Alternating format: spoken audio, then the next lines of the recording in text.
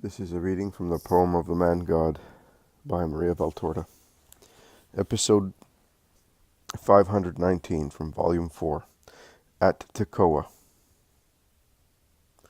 31st of October 1946. The rear of Simon of Tekoah's house is actually a square delimited on two sides by the wings of the U-shaped edifice.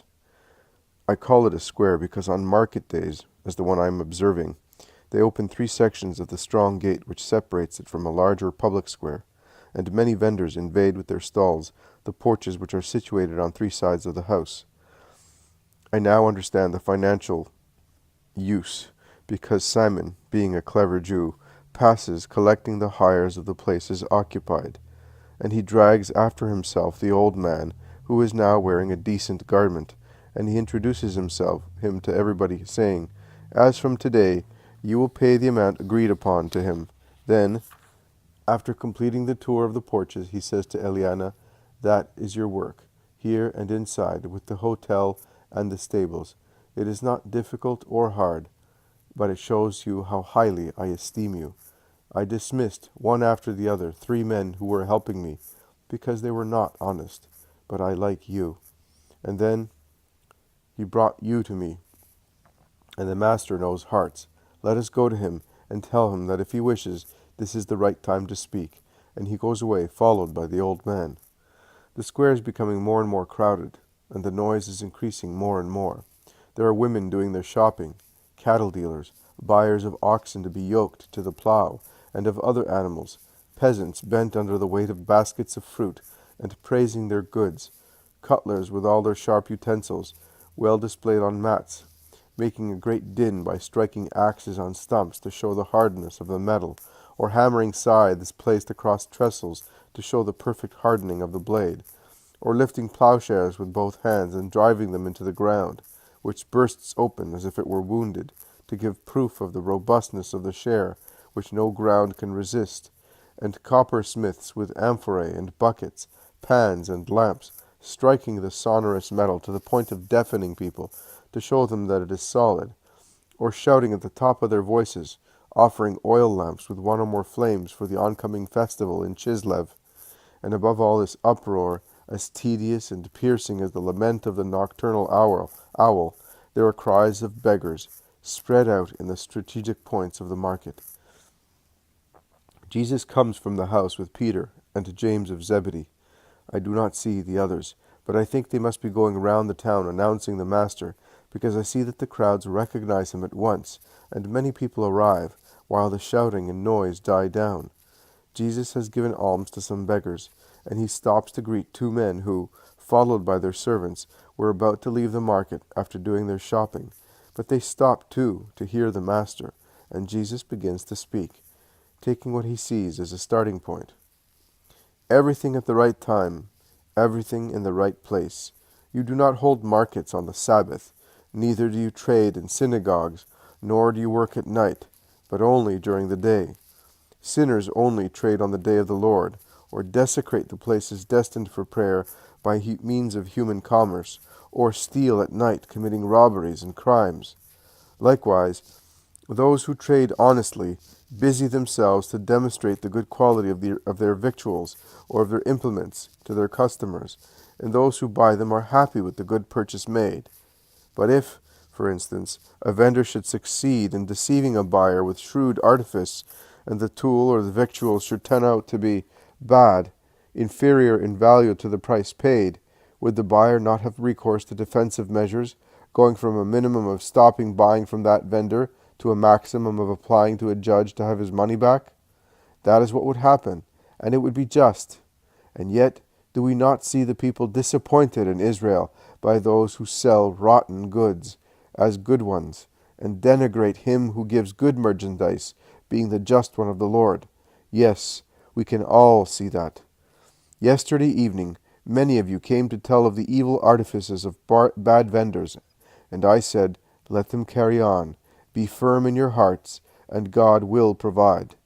Those who sell things which are not good, whom do they offend? You? Me? No, God himself.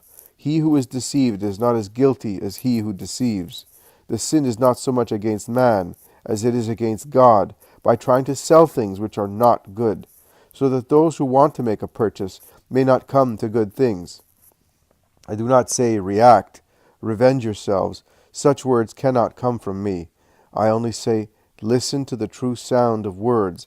Watch the actions of those who speak to you diligently. In the great light, taste the first draught or morsel offered to you, and if they taste sour, and if the behavior of other people is sinister, if the savor left in your hearts is upsetting, refuse what you are offered as a thing which is not good. Wisdom, justice, charity are never sour, upsetting, or fond of acting in the shadow. I know that I have been preceded by some of my disciples, and I will leave 2 of my apostles with you. Further, yesterday evening with deeds more than words, I testified where I came from, and with what mission. No long speech is required to draw you to my way. Meditate, and be anxious to remain on it. Imitate the founders of this town at the borders of the arid desert. Consider that outside my doctrine there is the aridity of the desert, whilst in my doctrine there are the sources of life. And whatever may happen, do not be upset or scandalized. Remember the words of the Lord in Isaiah. My hand will never become too short or too small to do good to those who follow my ways. Neither will anything ever prevent the hand of the Most High from striking those who offend and grieve me. Yet I came, and I found very willing to receive me, and I called, and a few replied to me, because as he who honors me honors the Father who sent me, so he who despises me despises him who sent me. And according to the law of retaliation, he who disowns me will be disowned. But you, who have received my word, must not fear the abuse of men, or tremble because of the outrage committed first against me and then against you, because you love me. Although I appear to be persecuted and will seem to be struck, I will comfort and protect you. Be not afraid. Do not fear man, who is mortal. He is today, and tomorrow he is but a remembrance and dust. But fear the Lord. Fear him with holy love, without being frightened, but be afraid of not knowing how to love him proportionately to his infinite love. I will not say to you, do this or that. You are aware of what is to be done. I say to you, love. Love God and his Christ. Love your neighbor as I taught you, and you will do everything if you know how to love. I bless you, citizens of Tekoah, the town at the border of the desert, but an oasis of peace for the persecuted Son of Man. And may my blessing be in your hearts and in your homes, now and forever. Stay, Master, stay with us. The desert has always been kind to the saints of Israel. I cannot. There are other people waiting for me. You are in me, I in you, because we love one another. Jesus makes his way with difficulty through the crowd, who follow him, forgetting their trades and everything else. Sick people cured, bless him again. Hearts comforted, thank him. Beggars greet him, living manna of God. The old man is beside him and remains with him as far as the outskirts of the town. And only when Jesus blesses Matthew and Philip, who are remaining at Tekoah, he makes up his mind to leave his Savior, and he does so, kissing Jesus' bare feet, weeping and uttering words of gratitude. Stand up, Eliana, and come here that I may kiss you, the kiss of a son to his father, and may that reward you for everything. I apply to you the words of the prophet. You who are weeping shall weep no more, because the merciful one has had mercy on you. The Lord will give you a little bread and a little water. I could not do more. If you have been driven away by one only, I have all the mighty ones of the people driving me away, and I am fortunate if I find food and shelter for my apostles and myself. But your eyes have seen him whom you desired to see, and your ears have heard my words, just as your heart must feel my love.